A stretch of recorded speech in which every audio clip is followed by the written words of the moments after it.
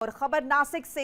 नासिक के TCS case में बड़ी कार्रवाई हुई है। नासिक के टीसीएस केस में बड़ा अपडेट आपको बता रहे हैं। फरार आरोपी निदा खान गिरफ्तार हो गई है। यौन शोषण केस में मदद का आरोप लगा है निदा खान पर। निदा खान पर धर्मांतरण में मदद का भी आरोप लगा है। निदा पर आरोपियों की मदद करने का आरोप लगा है। छत्रपति संभाजी नगर से गिरफ्तारी हुई है। महाराष्ट्र के नासिक जिले में आईटी कंपनी टीसीएस पर जबरन धर्मांतरण, यौन शोषण और मानसिक उत्पीड़न के गंभीर आरोपों में पुलिस लगातार जांच कर रही है। इसी क्रम में पुलिस को एक बड़ी कामयाबी मिली है, बड़ी सफलता मिली है। टीसीएस मामले में फरार चल रही महिला आरोपी निदा खान को छत्रपति संभाजी नगर से गिरफ्तार कर लिया गया है। ये कार्रवाई नासिक क्राइम ब्रांच और छत्रपति संभाजी नगर पुलिस की संयुक्त टीम ने की है।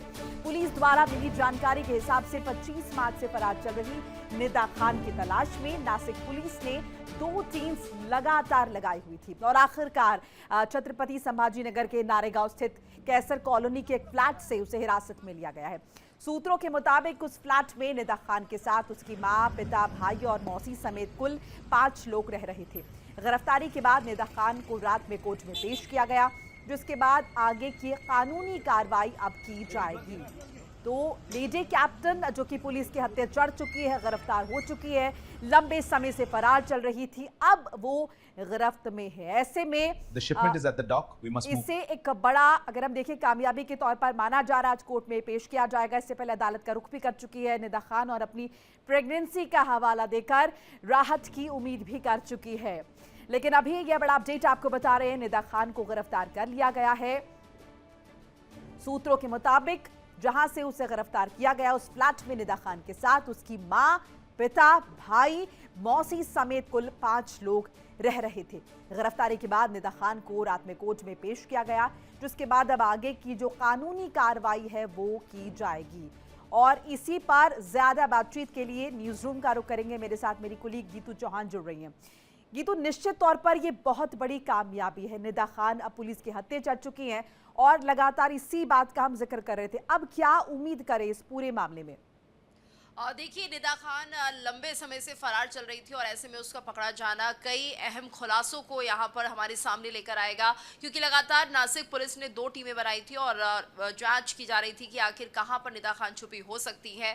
फरार हो गई थी निदा खान। बताया ये भी जा रहा था कि वो प्रेग्नेंट है, लेकिन उसके बाद भी जिस तरह से निदा खान ने इस पूरे मामले में सपोर्ट नहीं किया। धर्मांतरण का एक बड़ा आरोप निदा खान पर लगा हुआ है और ऐसे में सीधे तौर पर यह कहा जा रहा था कि निदा खान अगर चाहती तो इस मामले में, अगर वो सही होती, अगर वो गलत नहीं होती, तो यहां पर पुलिस का सहयोग करती, लेकिन ऐसा नहीं हुआ और यहां पर निदा खान फरार हो जाती है। काफी लंबे समय से पुलिस निदा खान को ढूंढ रही थी और संभाजी नगर से निदा खान की गिरफ्तारी कर ली गई है और उन्हें कोर्ट में भी पेश किया गया। लेकिन जिस तरह से निदा खान या अपने माता, पिता, भाई और मौसी के साथ रह रही थी, यानी कुल मिलाकर यह माना जाए कि एक तरह से संरक्षण जो है निदा खान को मिल चुका था। लेकिन पुलिस भी लगातार छानबीन करते हुए निदा खान तक पहुंची और उसके बाद अब कई अहम खुलासे होने की उम्मीद है, क्योंकि जिस तरह से कहा जा रहा है कि जो एचआर निदा खान थी वो धर्मांतरण के मामले में सीधे तौर पर शामिल रही हैं। अगर एचआर से किसी भी तरह से यहाँ के कर्मचारियों ने शिकायत करने की कोशिश की तो कभी उनकी तरफ ध्यान नहीं दिया गया। दूसरा ये कि इसमें विदेशी फंडिंग का कनेक्शन भी सामने आ रहा है। तो अब यानी निदा खान की गिरफ्तारी के बाद क्या हम ये उम्मीद करें, क्योंकि लगातार ये जिक्र हो रहा है कि एक बड़ा नेक्सस है, एक बड़ा नेटवर्क है जो धर्मांतरण के कहीं ना कहीं, अगर हम देखें, उसे प्रायोजित कर रहा है, उसे पोषण दे रहा है।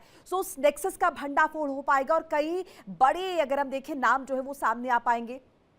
बिल्कुल, कई बड़े नाम, कई बड़े चेहरे सामने आ सकते हैं और निदा खान को भी किसी का संरक्षण होगा, जिसके तहत निदा खान ने फैसला लिया कि उसे फरार हो जाना चाहिए, उसे भाग जाना चाहिए। हालांकि पुलिस लगातार कार्रवाई कर रही थी, इसलिए निदा खान की गिरफ्तारी हो पाई, लेकिन निदा से अब पूछताछ की जाएगी। ये खुलासा किया जाएगा कि आखिर निदा खान किस तरह से इस पूरे नेक्सस का हिस्सा रही है। इसके अलावा विदेशी फंडिंग की बात भी इस पूरे मामले में सामने आ रही थी और काफी लंबे समय से खेल चल रहा था। एक तरह से यहाँ पर पुलिस ने जब इस पूरे मामले की जांच की तो एक ट्रैप यहाँ पर बिछाया गया और जब ये बड़ा खुलासा सामने आता है कि सिर्फ एक नहीं बल्कि कई ऐसी महिलाएं थी जिन्हें यहाँ पर धर्मांतरण के लिए मजबूर किया गया, जिनका शोषण किया गया, तब ये मामला अपने आप में काफी बड़ा हो जाता है। और ऐसे में इसमें निदा खान की एक अहम, कह सकते हैं, रोल रहा है, क्योंकि जिस तरह से धर्मांतरण होता लेकिन था। कहीं ना कहीं गीतू, देखिए, जैसे पहले हमने देखा कि निदा खान ने गिरफ्तारी से बचने के लिए अपनी प्रेगनेंसी का हवाला दिया था, यानी कि एक बार फिर से वो मानवीय आधार जो है निदा खान की तरफ से सामने रखे जाएंगे और क्या ये उम्मीद करें इस मामले में कुछ रियायत तो नहीं मिलेगी, क्योंकि बचने की कोशिश ये करेंगी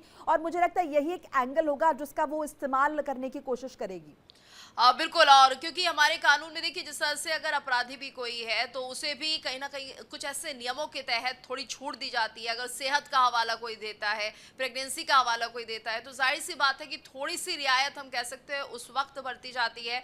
और शायद यही एक वजह होती है जिसके चलते जो अपराधी हैं वो इन तमाम बातों का सहारा लेते हैं। तो यहाँ पर थोड़ी सी तो राहत निदा को आने वाले समय में जरूर मिलेगी, क्योंकि प्रेग्नेंट है और जिस तरह से उनकी सेहत को लेकर अपडेट्स अगर सामने आएंगे, अगर उनकी वाकई सेहत अच्छी नहीं रहती है तो उन्हें उनका इलाज भी कराया जाएगा। तो यहाँ पर इस मामले में कह सकते हैं थोड़ी सी ढील जरूर बरती जा सकती है, क्योंकि सेहत का हवाला अगर निदा देती है, प्रेगनेंसी का हवाला अगर देती है, तो जाहिर सी बात है कि लेकिन कहीं ना कहीं धर्मांतरण के मानवीय इस पूरे आधार पर मामले उन्हें में कहीं ना मदद दी कहीं बड़े जाएगी। खुलासे होंगे। बहुत बहुत शुक्रिया कीतू आपका तमाम जानकारी अपडेट साझा करने के लिए। देखिए इंडिया डेली 24/7 अब आपके स्मार्ट टीवी पर। इंडिया डेली मौजूद है सभी डिजिटल प्लेटफॉर्म पर लाइव और लगातार। इंडिया डेली 24/7 हर दिन राष्ट्र को समर्पित।